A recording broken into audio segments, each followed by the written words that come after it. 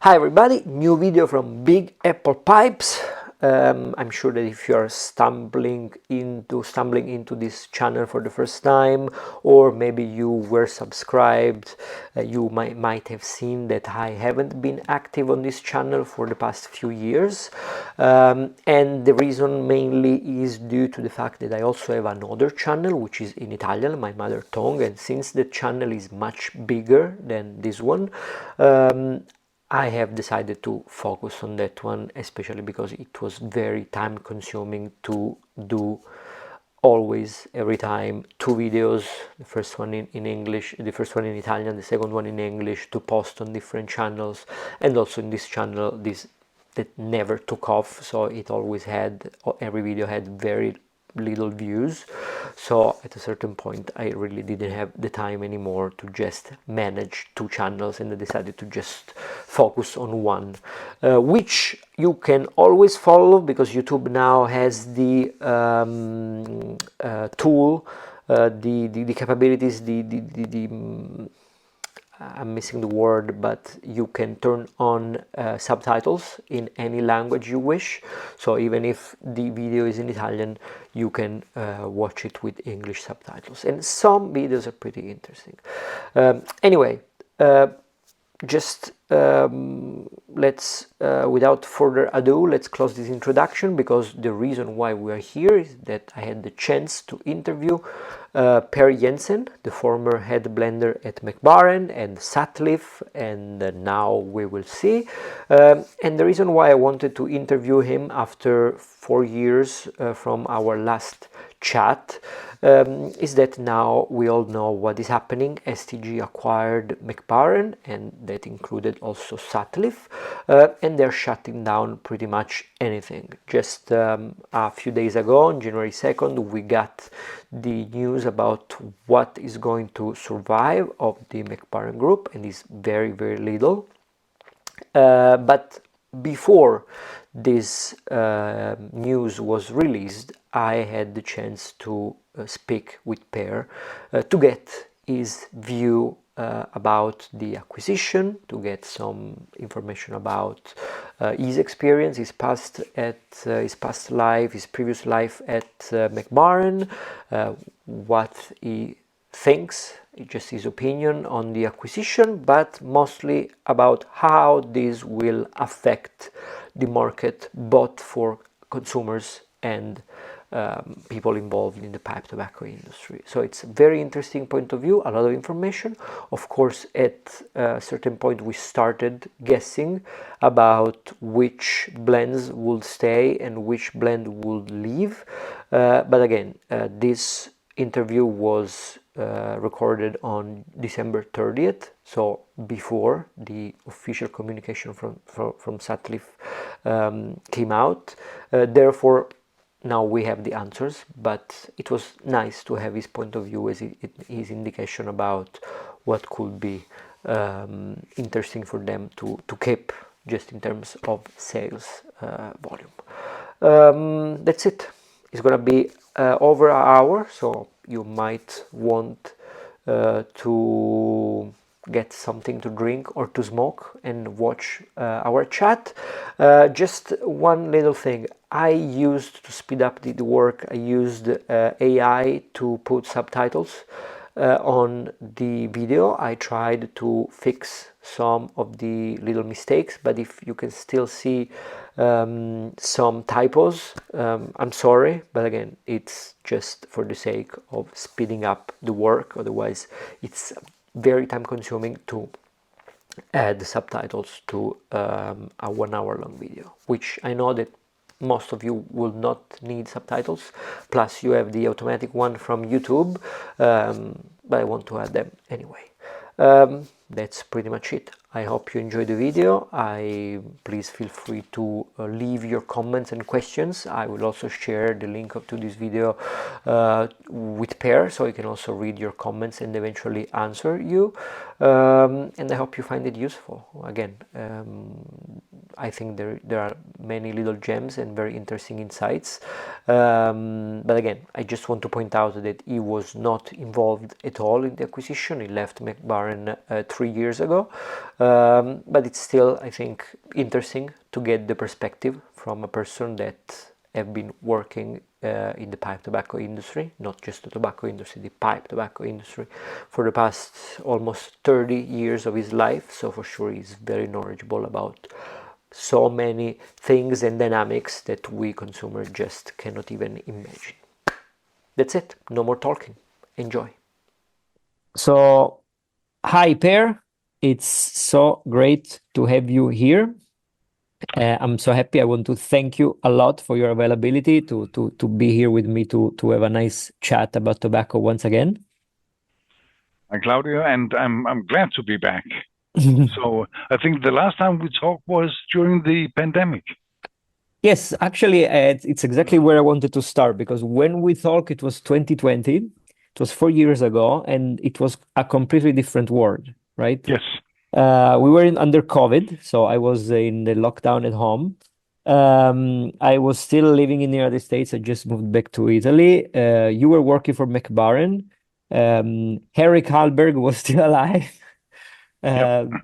And many things changed. Now, after 4 years, we could have never imagined. Now it's a completely different situation.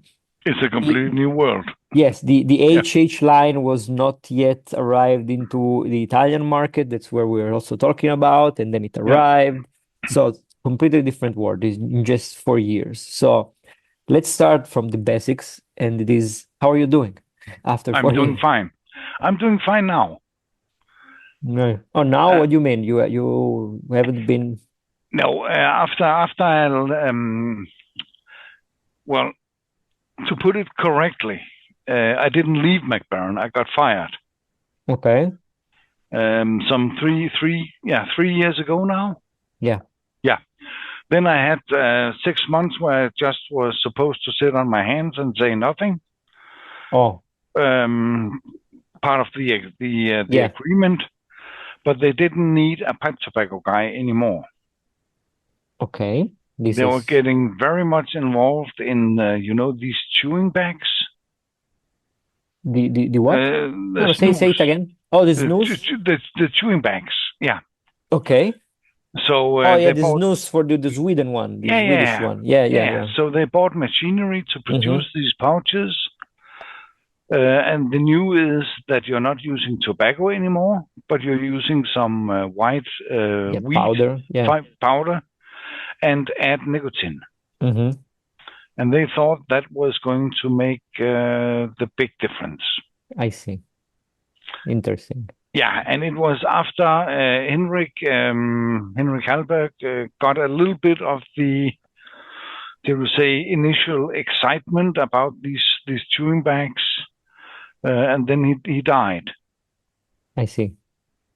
And the new CEO who came in, our old Per Buch, the pipe CEO, went in pension. I see. Okay, retired. Yes. Yeah.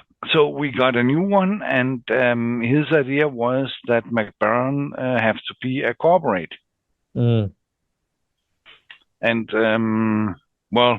for my small position, we had bought Planta in Germany, in Berlin, and I got the opportunity to go to Berlin and help Planta out and start getting more sales. Because from Denmark, I was told, for the next many years, we're not going to produce any new tobaccos. Oh, okay. And then I could see, okay, then perhaps my job is in a thin line here. And my wife is German, and she wanted to go to Germany, so that matched completely. Okay. Moved to Germany and start working with the Planta crew. Small factory, but still, we got the tobaccos from Denmark. And then we mixed it into own brands for the different shops. Yes. So each shop had their own blend, Münchenfest 22, and we mixed the tobacco. That was how it was done. Mm-hmm. And 3 months later, I was visiting customers. I was sitting in the evening. I got a call from my boss from Denmark. He said, "Don't visit any more customers. Come to Berlin. I will be there tomorrow." And the day after, I was in Berlin, and we were sitting down in the evening together with 2 others from Mac Baren, and got told that they were going to fire the staff at Planta, or at Unitas as it was called, and close the company. Okay, wow. And this was in 2021. That was 21, yeah, and moved production to Denmark. And that was the in my opinion, the baddest idea they could do. Of course. Because first of all, you have much higher labor in Denmark, and I knew the organization in Denmark. It was not flexible to do things like that, small orders. Yeah. So there you need a special department, and we had that in Berlin. But they wanted to shut it down. Yeah, because I know that Planta was actually making tobacco for many smaller brands, was sourcing tobacco also for other producers and selling it. So it was a pretty different business than what Mac Baren was making, I believe. Yeah, Planta still had some good sellers. Rum and Maple, for instance, was a good one. Black Vanilla, another one. And of course, Denmark was interested in producing those, but all these small brands for the shopkeepers, well, they didn't have the biggest interest. So, but they have to keep on going. And then 1st of January, they started up with a Mac Baren Germany. Yes. They made a daughter company. And that was in that period from October, where they closed down or fired all the Planta guys, and until 1st of January, I got fired. So it's true that because also on there's been a video on another YouTube channel that was mentioning that in that period, Mac Baren decided to stop the release of all new products and let go several people, including you. That's so it's true that this was the decision. They decided to stop introducing new products to the market for Mac Baren pipe tobacco, and decided to do this. Okay. And you also know, as a consumer, if nothing new happens, well, everything goes back. Yeah. So, but no matter what, so the German company, they started up, and I think 4 months later, they had a new guy like me. Oh, okay. Working for pipe tobacco. Yeah, so interesting. I didn't leave it with the best mood. In good terms, let's say. Okay. No, and I have never said anything about it. Now Mac Baren is sold. The company I would say protecting and fighting for 22 years is gone. Yeah. It's just a small remark in the history. Yes. And what about Sutliff? Because in that period, you also started cooperating with Sutliff, which was still part of Mac Baren. Yeah.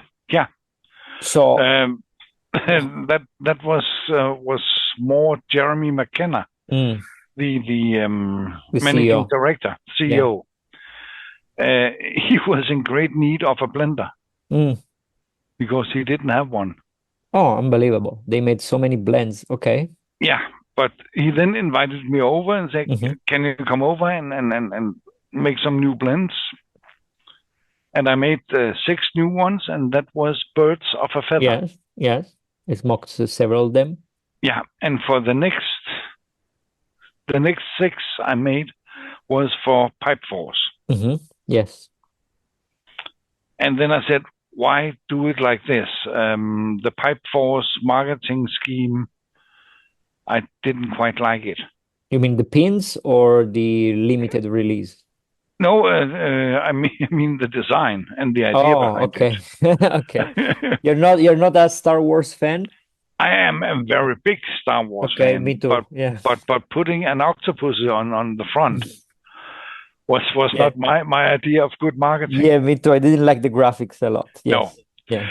So what I did, I had a long talk with Jeremy. Say I would like to make something under my own name as the so say the main thing, and that led to the Viking collection.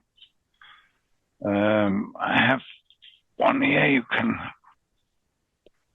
It's just I don't know if you can see it. Yes. Yes, I didn't have the chance to buy them because they were released only, I think, in Switzerland. I saw them in Switzerland. I don't know. Switzerland, yes, and they were very quickly sold out. Yes. So my partner there made a new order, and then came all this that STG have taken over, and they're shutting down everything down. Yes, and the other part went to the Far East. Yeah, same story. So the first 6 I made is not going to be found again. And we'll get there. So let's go back to Mac Baren after Henrik passed. So we can say that was the defining moment, especially because last time when we spoke, you also told us about how much involved he was in the pipe tobacco business. He was buying the leaf, he was sourcing the leaf, so he was very knowledgeable and very passionate, I will say, from what you told us. So I imagine that was the moment when he passed. Unfortunately, things changed a lot, as you just mentioned. They did. And I don't know, you had the feeling they were going they wanted to, I mean, the Halberg family wanted to sell the pipe tobacco business, or? No. I didn't see that one coming. But I think it was that the new CEO wanted to make a cooperate. So he hired a lot of...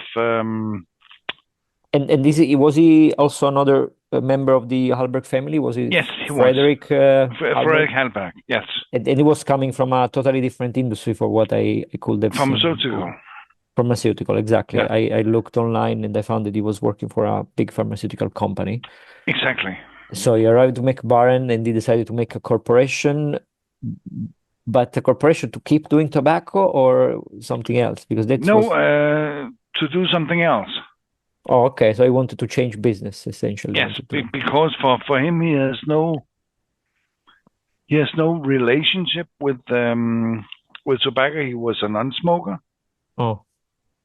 Pipe tobacco was just it was a good product because they had good earnings that could be used in other businesses, like the chewing bags, for instance, or the fine cut, and they had some fantastic ideas and plans how it should go on.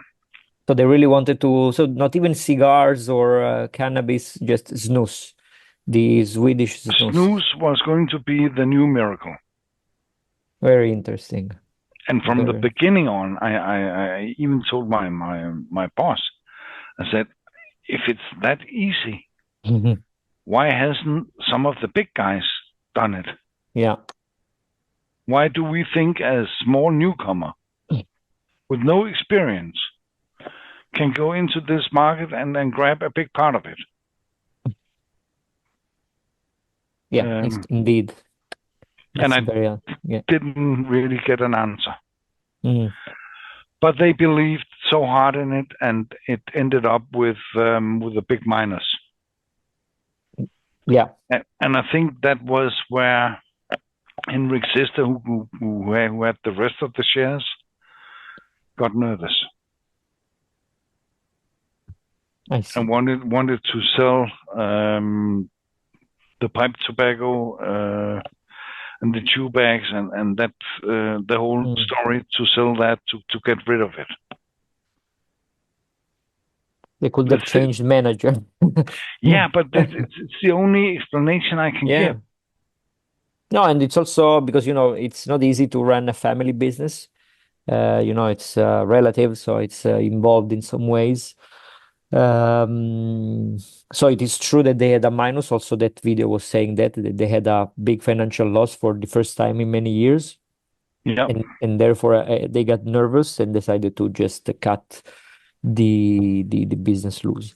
And since you're from Denmark, is it true that last year was passed also a new legislation about merger and acquisition, and that's why the deal was rushed as much as possible before this new law will come in? I'm not. I don't know. Okay. I don't know about the law, but it sounds. Yeah, it could be real. So, but it went very fast.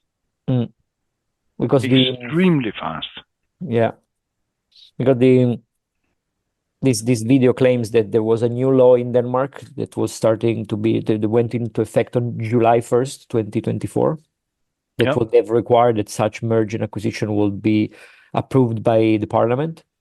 And they rushed to do it before, because eventually they were afraid that this they will not let it happen eventually. And I can believe it, because now the main competitor bought everything, right? So, and that has been my mantra the whole time at Mac Baren. I said the only thing I know for sure is that STG is never going to buy Mac Baren.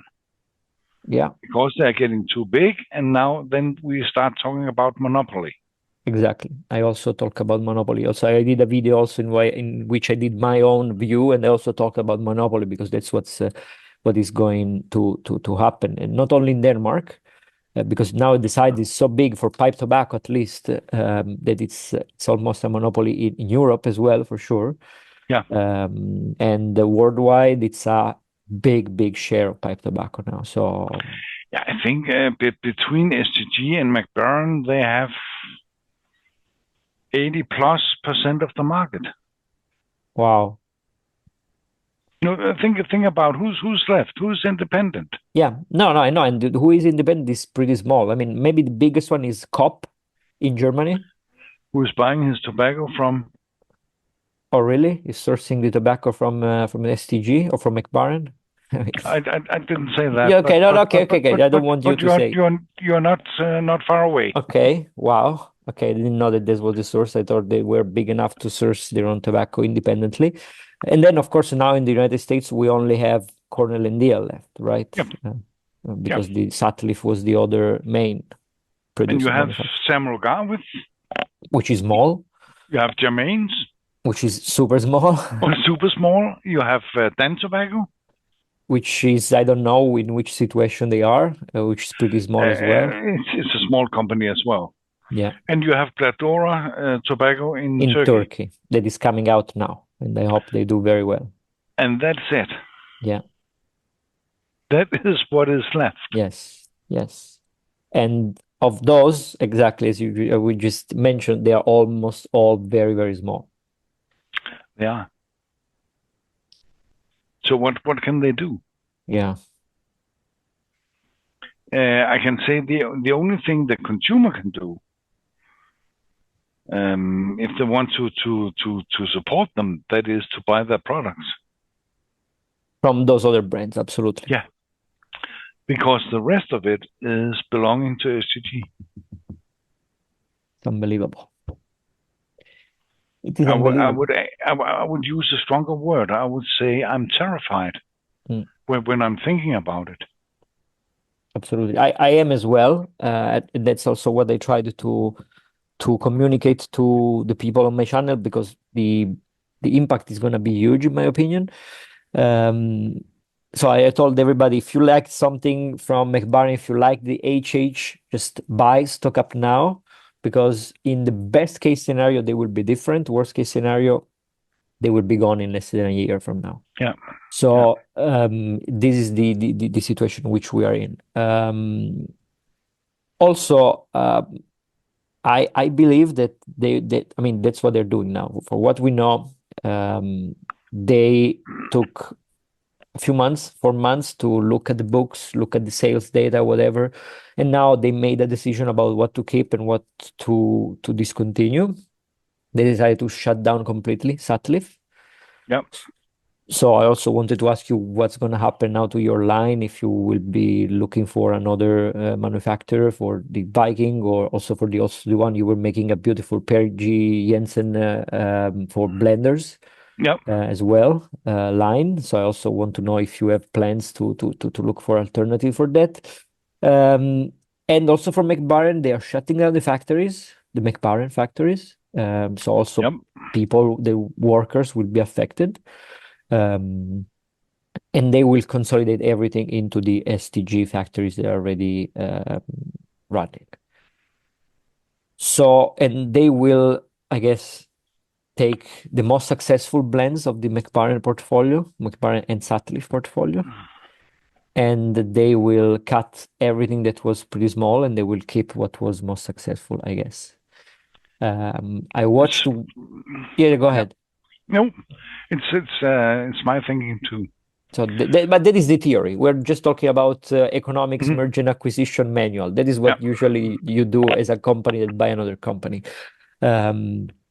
Now, on another interview that somebody else did to you years ago, you were mentioning that the mixture, MacBaren mixture, was over 50% of the sales. Yep. Which is huge for MacBaren. It is. Yep. So we can assume that that one will stay in the market. That of course that will stay. And I think if you take one step back and look at STG and start thinking about why did they buy MacBaren? Normally, it would be you lose 20% of the turnover and you add 80% of the turnover to your own turnover. Mm-hmm. But in this case, they are also taking over the biggest and the oldest pipe tobacco factory in the United States, Sutliff. Yes. And they're closing it. And they're shutting it down. And they don't even know if some of the SKUs, some of the tobaccos, will be made. I mean, it was not to get more turnover. No. I mean, it is, but it's a different way. In a different way, yes, but it's controlling competition. Yes, exactly. It's an aggressive takeover. That's how you would call it. Yeah. Because they bought it to eliminate competition. Yeah. And then have now the power, as I also said to the people, now this is exactly why we have antitrust institutions. Because when a player becomes too big, then he has all the leverage, and the consumer doesn't have any leverage anymore. So they can do whatever they want, and they decide what we will smoke, essentially. And to which price? To which price as well. And to which price as well. Yep. Because they can say, well, the other independent don't care. Yeah. We just raise our prices as we want. Yeah. And it is a company that's on the stock market. As well. Yeah. And if you think about this buying MacBaren, they didn't file a message for the stock market. Oh, really? They didn't even send a message? Because it has no influence on the revenue. Unbelievable. Then you know it's a big company. Yeah, but I'm so surprised that not even Europe did anything. I mean, they should have done something. They should have. Usually, when you have this kind of acquisition, you always have to communicate to the institution that they look through the books for antitrust situation, and then they decide if you can proceed with this acquisition or not. So I don't really understand why this didn't happen. No, these antitrust or monopoly laws, as we have, it is perhaps the reason why they're getting a stronger one now. Mm. Yeah, but that should be also at a European level, not just at a single country level. So, but no, I know the American are very hard on these. Yeah, but also European Union it should be. Yeah, but they aren't. They aren't. So It's unbelievable. So, in your opinion, just guessing, pure guess here, okay? Just disclaimer, we're just purely guessing, but you know some of the sales data of MacBaren blends.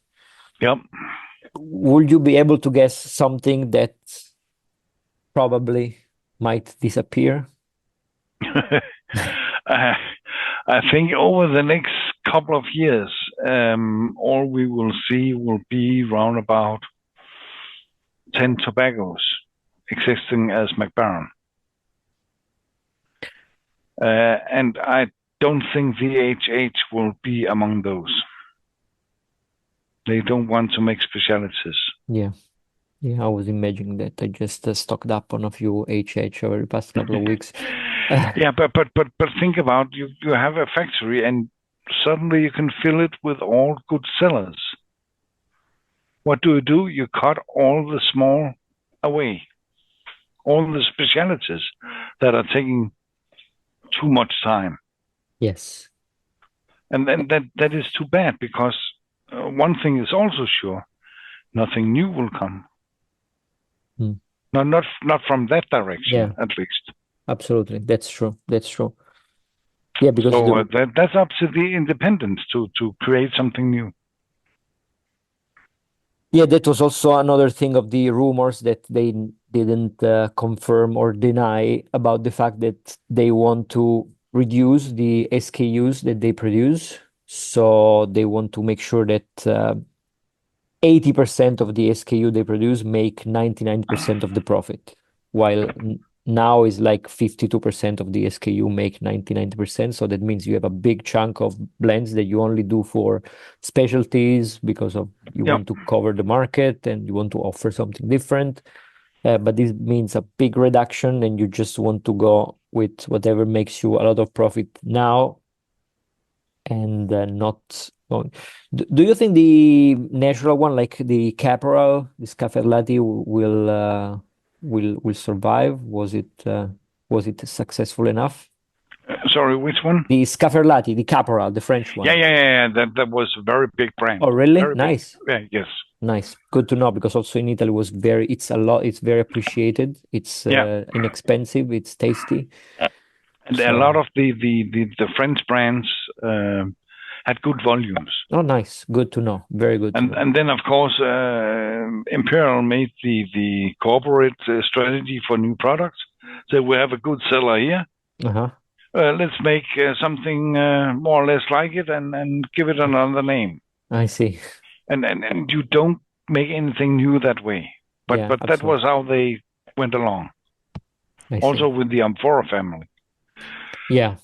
So some of them will disappear, but white Scaferlat, no, that would stay. I would say that's for sure. Okay.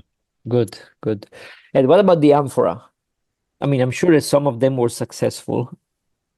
Yeah, the red one at least will stay. Okay. I don't know about the rest. I really like the original. I like the Virginia. I was really hoping I had the red here somewhere, but I still have the red is also an aromatics, right? It was flavored with something. Yeah, it was. I like the ones that never came to Italy, like the Kentucky one, the Burley one. They were not bad at all. They were pretty nice as well. But okay. So I will have to stock up on the original one as well because I really like the Amphora original. It's pretty. Yeah, I think that the red one will keep in the program. But then again, we are just guessing. Absolutely. Here it's just pure guesses. So it's I don't know. You don't know. No, absolutely. Here nothing is from official sources. We're just guessing based on each other taste and experience. And even some of the STG specialties might be in jeopardy. Oh, really? Yeah, because if it takes too long time to produce it, then they got some big sellers mixture coming in Scaferlati. Then it could be they are getting rid of the specialities. Very interesting. Very, very interesting. So you think maybe I assume, and you'd correct me if I'm wrong, that the the tobaccos that takes most time to make must be like the flakes, the spun cut. Yeah. Or really so. Yeah. Okay. And you have to. Now I'm getting very rude. Okay. I would say these new owners of the big chunk of tobacco, they don't have any relationship with tobacco at all. There's no one of those who are saying, well, I love this product, I want to fight for it, I want to promote it. No. If the CEO tells them tomorrow we're going to sell ketchup. Oh, okay. Then they say yes, and then they sell ketchup. Wow. Okay, I see. So you mean they're very profit oriented? That's what. Yeah, the former CEO, Troels Mikkelsen, he was a tobacco guy. Okay. Like Henrik. Yeah. And they had Lasse, who was mixing my own blend. Mm-hmm. But both of them have left. And I don't know anybody else. Yeah, that seems to be the issue here, right? The generational change. Yeah, if you don't have any connection with what you're doing, it's easier to get a new job, of course, because you don't have to learn all the details. But at the other hand, you're not able to produce something different. It's just business as usual. Yeah, yeah. And that's why I said I'm sure there will be no new tobaccos coming from that direction. Interesting. I mean, terrifying, interesting, but terrifying for us. Yeah, but it opens up a lot of possibilities for the rest. For the smaller ones. Yes. Absolutely. And I know they at least two of them are working heavily to scale up because they know what's happening. Okay. That's good. So this means also that there is somebody that is interested in the business. Oh yeah. And that is tobacco guys. Okay. I've been talking to Robert Germains and Germans they want to scale up. If he could. Yeah, exactly. Because I mean, sorry, I interrupted you. So Robert Germains and who else, if you want to say? Yeah, then we have the Gadora in Turkey. They have capacity, or will have capacity. Cornell Diehl is scaling up at the moment. They have, for sure, because they have to cover for everything that Sutliff was doing for smaller brick and mortars. Exactly. And Gadora needs a blender, I think. So. Yeah, well, they got one part-time. Yeah. No, I mean, we'll get there, but because I tried their tobaccos, I think they're good, but I think they have a lot of potential. They can do much more. That's what I think. So that's why I say they need a blender, because I think they have good ingredients. Their Latakia is very interesting. Their Orientals are fantastic. So with a good blender, they could do something very, very interesting. Yeah. That's just my opinion as a pipe smoker. Germans that's very interesting that you mentioned Germans, because they're so small. Their products are like a lottery to get. Right? It's like you won this week. Exactly, it's unbelievable. So you never really understand if they're still in business or not. I mean, as a pipe smoker, again, you don't really know. Because they just release some very small quantities. They are gone in a second, and then they may be up in 6, 7, 8 months or a year later. You just don't know. Do you find it in Italy? No. Only in the United States. Yes, and that is because the Brexit. But even before Brexit, it was the same, especially. Yes, but they saw where it was going. So they to Britain, yes. Yes. If you want to buy from Samuel Garwith or Germains, you have to pay duty to get it into the European Union. Yes. which means it's getting more complicated, and you also have to make the track and trace. Yes. Which is the political way of making sure that no new tobacco companies is starting. Yeah. We talked about this last time, but it's good to revisit. But I mean, at least the last time I spoke to someone like years ago, because they were disappearing in Italy, and they told me that they had some price increase because they complied with the track and trace. This was, I don't know, 3-4 years ago, and they actually came back to the European market, at least in Germany, Spain, and somewhere else. In Italy, they didn't come back. He told me that it was very expensive to comply. Germans, however, I don't know if they are in Europe. I mean, they once upon a time they were in Germany. Yes, Planta was the importer. Okay. We really tried to get tobacco from, but not possible. Yeah.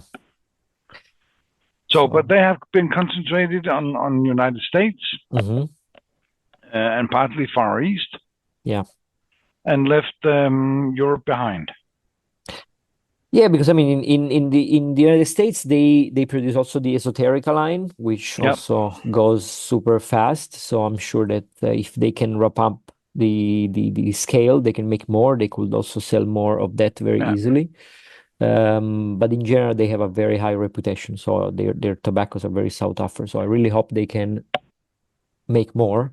He's looking at the possibility. Okay, that's super interesting, because I had even read somewhere in some forum somebody that was saying that they were doing another job and the tobacco was a second job for them, so they were not really gonna be around for longer. So it's good that that's not the case, because I really liked what they do, and I hope that they can still make what they do, because it was just the perfect example of British style tobacco, which is pretty good. So okay, that's good news. So you're also giving us here some hope, let's say.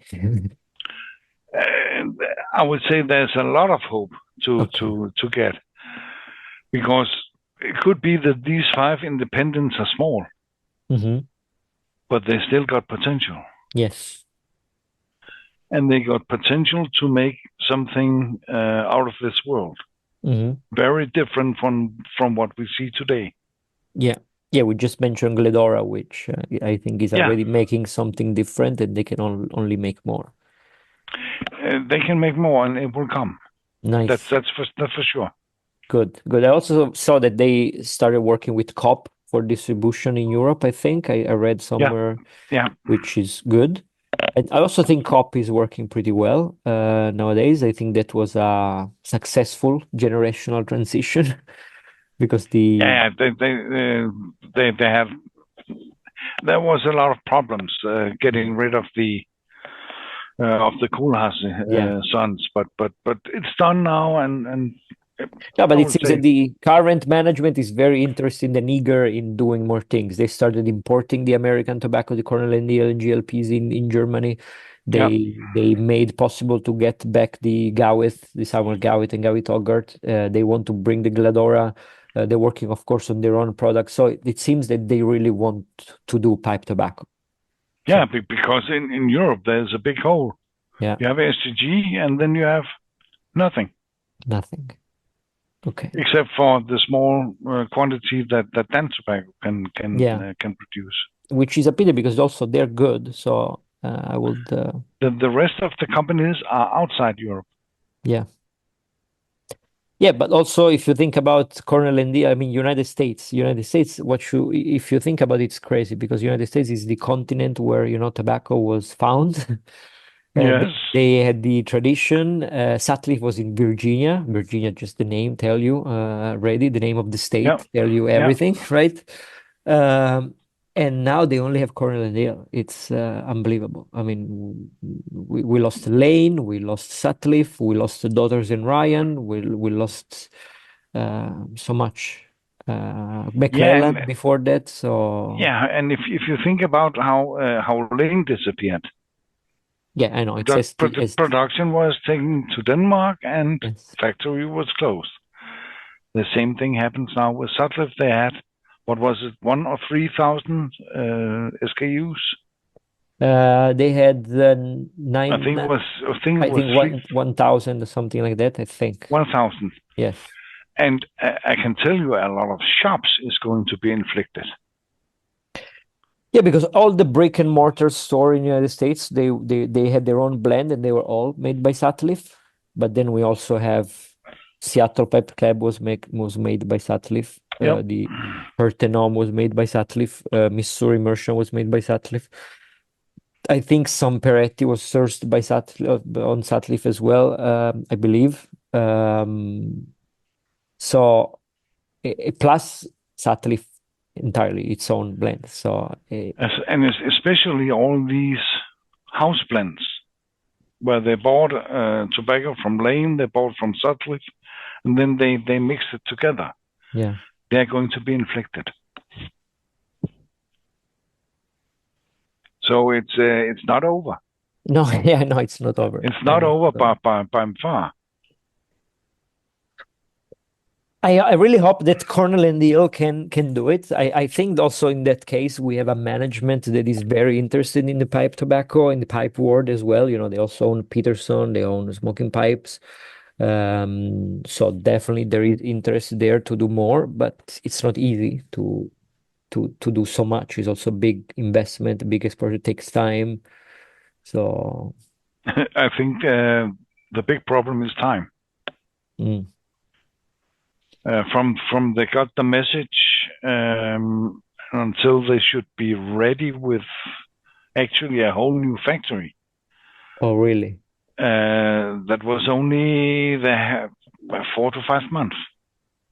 That's not much. No, it's nothing. And they are probably getting phone down from Seattle Pipe Club and all the other guys. Can you? Yeah. Yeah. Well, I mean, on one side is a good problem to have. On another side, it's not. It's a big challenge. It's not the way. Well, they were growing year for year, but it's you don't want to grow this way. Yeah, exactly. That's too big, too fast. Yeah, in 2 years' time, they can. Say, oh, that was hard.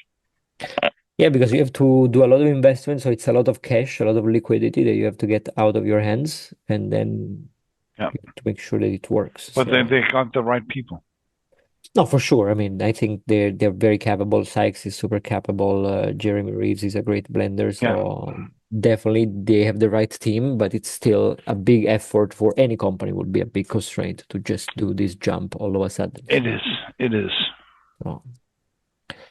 And at the same time, this is only rumors. Nobody knows if it's going to happen. But STG is not selling any production equipment. For Sutliff, you mean? Sutliff or Mac Baren. Oh, yeah. It's going to be sold as scrap. Yeah, there was the rumor that they will scrap everything because they don't want it to give it to any competitor. That was the rumor. I asked on the person, let me get you the name. I'm sure you know the guy that is answering on Pipes and Tobacco Magazine forum. And he said that nothing is decided yet. But for instance, when they purchased Lane, they shipped some equipment back to Denmark to use. They sold some equipment and they scrapped what they couldn't sell. That's what they say. And he imagined that they will do the same for Sutliff. That's what he said. Then I just want to get you the. There you go. No, is it this one? No, it's not this one. Leonard something. I'll let you. Yes, product manager by Lane. He is okay. Here I have it. Is Leonard Wurtzel. Yes, and he's not one of the decision makers. Oh, he said that he's the one that is deciding what is staying and what is not staying as blends. I think that is decided in Denmark. Okay. But he's in Denmark, no? He's from STG. Yeah, but he's working with Lane in I don't know where they're, Florida or wherever they are located. Okay. So he said he was vice president at Lane. STG, why would I give equipment away to somebody who could be my competitor? If I'm buying the company to close down a competitor. Yeah. No. I completely understand. It's just that unlogical for me. And the irony of this situation and also of this talk is that, if I'm not wrong, STG also purchased, I don't know if they still own it, the Georg Jensen brand for pipes. They did. When I left the company in 2001 and went to Mac Baren, Vieux Larsen continued with Georg Jensen for 2 more years. Mm-hmm. Then it was closed down and everything was sold to STG, all brand names. Vieux Larsen, Jensen, whatever was in the pot, STG got. Yeah. And they made a few pipes every year just to retain the registration. That is also the reason for my new trademark. Oh. Per Jensen, because I know if I was using George, I would get into trouble. Yeah, but it's also right that you get your own name. I mean, you're doing the work now. So. But I knew that from the start and say, I'm not that young anymore. I don't want to fight. So that's the reason why I did it. But yes, they have George Jensen as well. Do you think this will also have some impact on the entire supply chain? So also on the farmers, on the producers of tobacco, of raw material? No. No? No.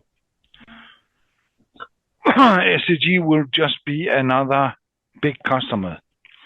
But you have to imagine what STG is buying compared to a cigarette company.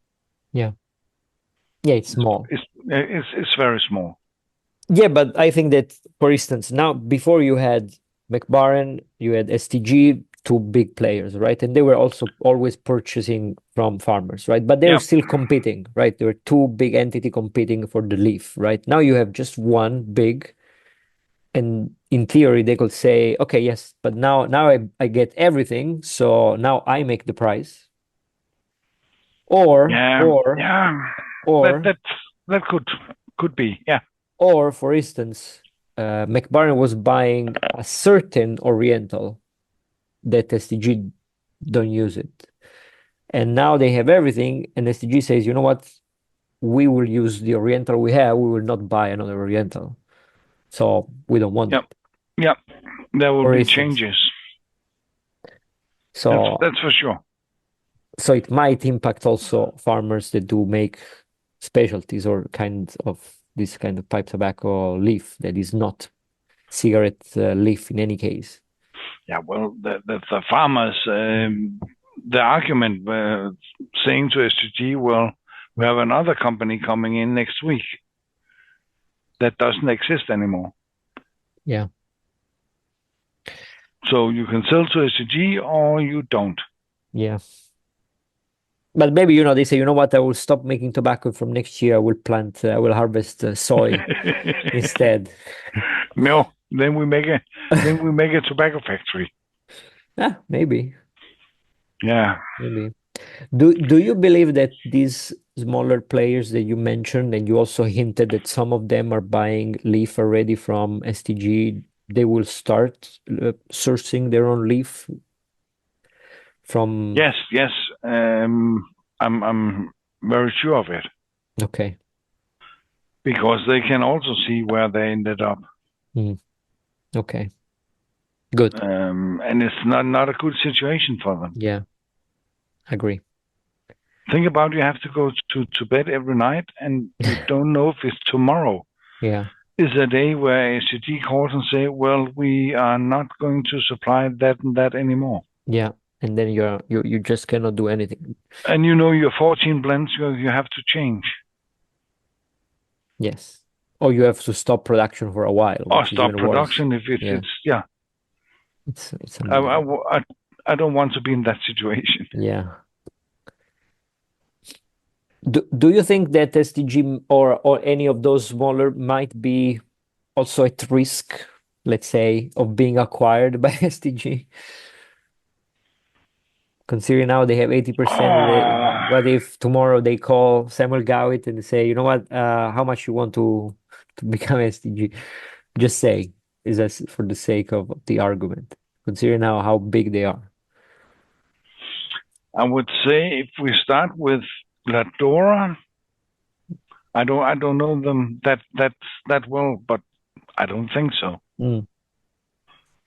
They're making a pretty good job, and I think they're satisfied. Dan Tobacco have been told to be closed the last 5-6 years. Yes. And they still is operating. So they're changing CEO next year. So okay, maybe. Could be either they say we are going to be bigger, or we don't want to do it, or whatever will happen. Then you have Germain's. No. STG couldn't buy them. Okay, that's British pride. Yeah, and Samuel Gowith.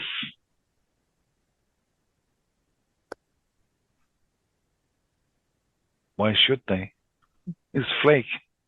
To close it down.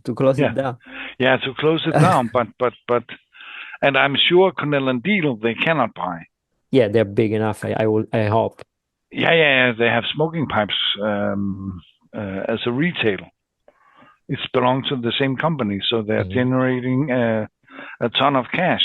Okay. And Sykes, the guy who owns it, he is breathing pipes and tobacco. Yes, he's super passionate. Yes. Yeah, so he wouldn't want to see that his company is closed or whatever. Yeah. And you see that's also with Sutliff. They had tobaccopipes.com. Yes, and they also had the Cupboard Joe's. Yeah, and that's going to be closed. Yeah, they will be shut down. Yeah. They're doing big sales now, and they will be shut down in a few days. It's terrible. Yeah. Another thing they own is the tobacco reviews as well. It seems that they will keep it for now. I hope they do. Yeah, but are they really interested in that? The future will show. That's a big marketing tool. Yeah, but I cannot see there are so many other things that are big marketing tools that they don't do. Yeah, but in a world in which you cannot really advertise tobacco, pipe tobacco reviews is a big source of information for any. I hope you're right. I really hope it. Yeah, I hope it too. I mean, Leonard on the forum said that they have no plans on shutting it down. Then of course we'll see. We don't know. But that's what he said. And when you're using the phrase, as far as I know, then that means you don't know. Yeah, but take a thing like Chicagoland Pipe Show. Sutliff was a big sponsor. Yes. Is STG going to take that over, or are they looking for a new sponsor now? Not this year; it's probably done, but from next year. Yeah. 2026. Yeah. And it's all those things that are inflicting our daily, to say, work as a pipe smoker. Yeah. It's making it more difficult. Absolutely. So, yeah, it's a bit terrible. I would say. I would put it that way. Yeah. It's a bit terrible. It's terrible. Yeah, and you know, I can be happy that I got out in 21, because I have been over the phase where everything is to say bad, and in that period of time just after I got fired, I went for a bypass operation and had a very serious blood poisoning. Oh. Well, was 26 days in the hospital. Oh, lost wow. a lot of weight. That was good. But That's the only good thing. I got it back. Yeah. But I don't have to have worked all my life. And I was just looking around and say, well, I'm too young. I have too many ideas I want to try. Yeah. And that's why I started with Sutliff, with the Birds of Feather and the Pipe Force. Yeah. And the latest one here, the Vikings. And they were all very interesting blends, because you had the Caterini, stoved Caterini. You had all these peculiar tobaccos in blends. They were very unique. So that was super interesting, actually. So it was pretty good. Yeah, if you like them or not, but at least they give you a taste that you haven't had before. Absolutely, completely agree. But they were looking at me in Richmond, Virginia, by Sutliff, when I said, well, and then we have to make a Rustica as a Cavendish. Yeah. I said, what? And we didn't know if it would work, but of course, but you tried. It did, and the Caterini, the Orientals as well. Yeah, giving that extra taste that it reminds you of something, but not quite. Yeah, and I love doing stuff like that. Yeah, absolutely. That's what keeps you alive, let's say. So. Yes, it is. Oh. That's a very old George Jensen. Yes, you are correct. Yes, you are correct. I wanted to smoke it for you in this occasion. Yeah. Yes, I bought it a couple of years ago from a Danish collector. Yeah. I really like big, high, tall chimney pipes. So when I saw it, I said I have to have it. So, and it's a Georg Jensen. So does it still have the inner drilling? Is that conical the first step, and then it goes cylindric down? I don't know. Let's check. No, don't check the tobacco. I'll load it again. It's not a big deal. I didn't. It's not lit yet, so I can do it. Let's see. No, this is all conical. It's just cylindric down to the bottom. Yes. Yeah, I know. We made a lot of those in the 60s. Oh, is this old? Yeah, is that old?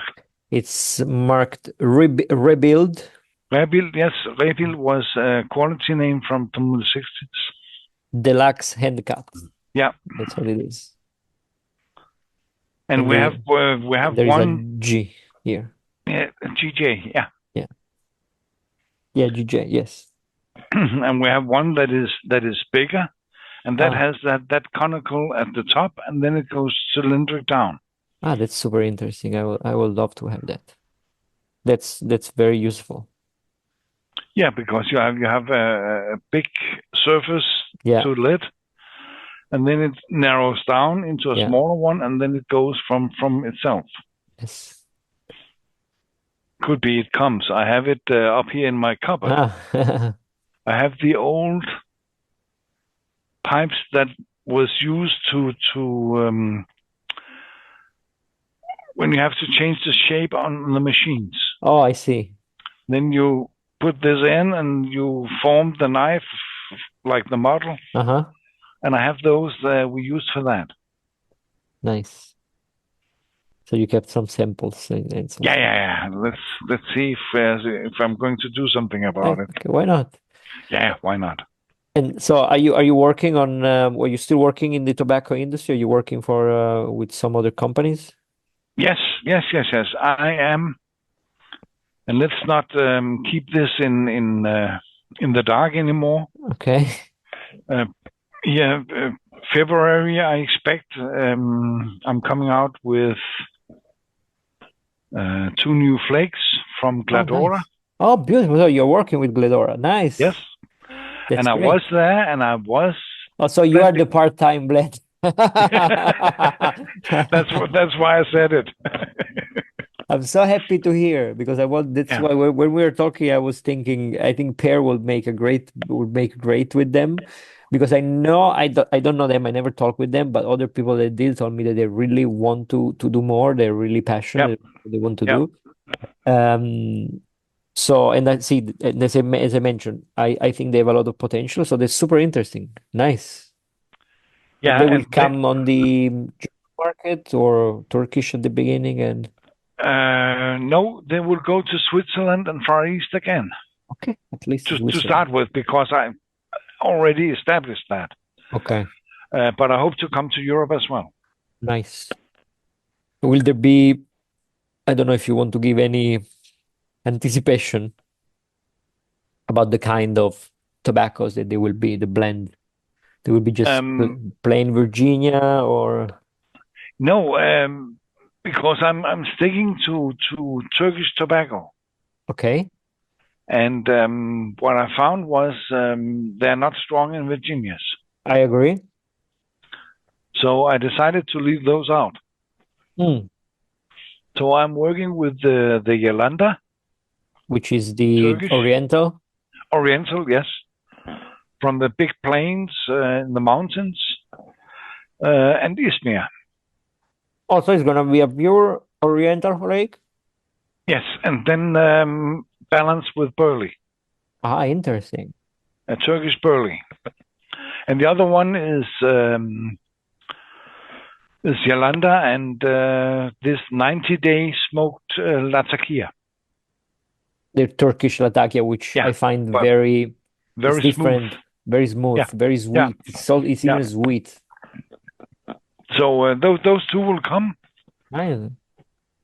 Both in a 50 gram and in a plug.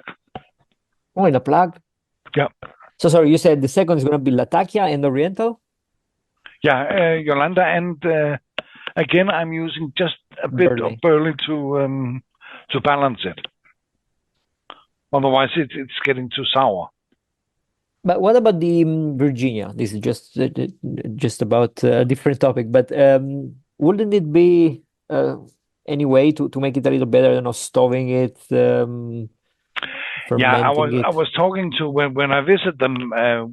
We also visit a raw tobacco company, and I was telling those guys keep a lookout for some good Virginias, because I'm sure you have it somewhere. You just have to get hold of it, because Turkey is not like any other country where it's very well organized. Oh, I see. Yeah, it's still small farmers going to sell it on auctions and stuff like that. Yeah, but I don't know if the climate allows for a good Virginia. That's also difficult. A sun-dried would be okay. But a flue-cured, yeah, they probably stand there and say, "Why should we heat when it's so hot?" Yeah, you can do 90 days in Latakia. Yeah. Think of the guy who have to turn them every day. What a smell! Yeah. No, that is for that is what's coming around the corner. Nice. And then the day I heard that Mac Baren was sold, I called Sykes. So I'm going to make a cooperation with Cornell Diehl. Nice, beautiful. On that part of on that side of the Atlantic. That's great news. So let's see what comes out. Very interesting. So congratulations on those new ventures. I'm very happy. Thank you. But I got a little bit panic as well. You panic because of the anxiety of the new products, or no, introducing something new, and then the carpet is removed below you. So you have a little bit of trauma. Yes, I had a little bit, yes, but got over it. That was such a bit. I really loved Sutliff products. Their Red Virginia. I was so sad. Yeah, they had many good products. Mm-hmm. And please don't expect that Cornell Diehl will pick up all of them. They can't. They can't. They have their own way to go as well, but of course they'll try to help colleagues in the business. Yeah, if they can. Yeah. No, but the thing is also that for what I could see is that each of those producers that we talk about, each of them produce in a slightly different way. So also their tobacco is different. Yeah. For instance, if you get a straight Virginia from Cornell Diehl, tastes different than a straight Virginia from Samuel Gowit, from Kopp, from Germans. That is what is, or Sutliff, and that is the inner know-how, knowledge, experience, machinery that you had. And so casing as well, but that's so. And once it's gone, it's gone. Yeah. So as we have seen that nobody was able to replicate what McClelland was making, we cannot expect that anybody would be able to replicate. I don't know, my favorite. No. They can perhaps do something that is in that direction, but that's it. Even just a small thing as water. Mm-hmm. You're using water for the production. Yeah. Is it with or without chlorine? Yeah. That makes a difference. Absolutely. So you have to think that into the finished tobacco. Yeah. That was just a small thing, but no, it is. It totally makes sense. I mean, I live in the United States. I remember that water is different in different states, so that will definitely make an impact just thinking about that small detail. So it's unbelievable. Yeah, if you have this advertising where you see the small creek and crystal clear water, and then you have the big city with the water tower, and okay, there's water in there, but there's also something else to keep bacteria and so on away. And that's okay, but it inflicts the taste. Absolutely. So, so we had a very nice conversation. I think we uncovered many things. We as a pipe smoker, things that maybe you knew already. And so we can conclude this conversation with something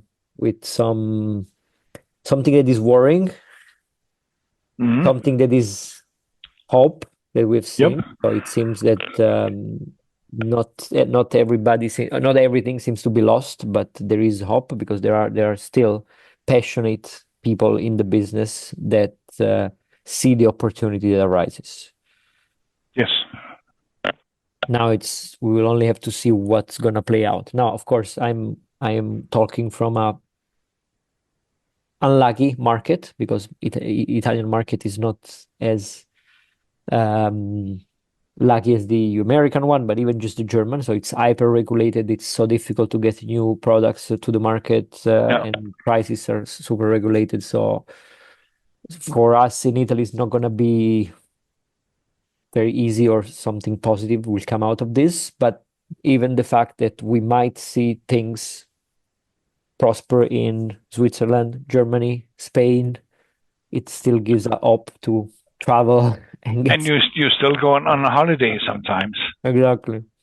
So that is what we can do.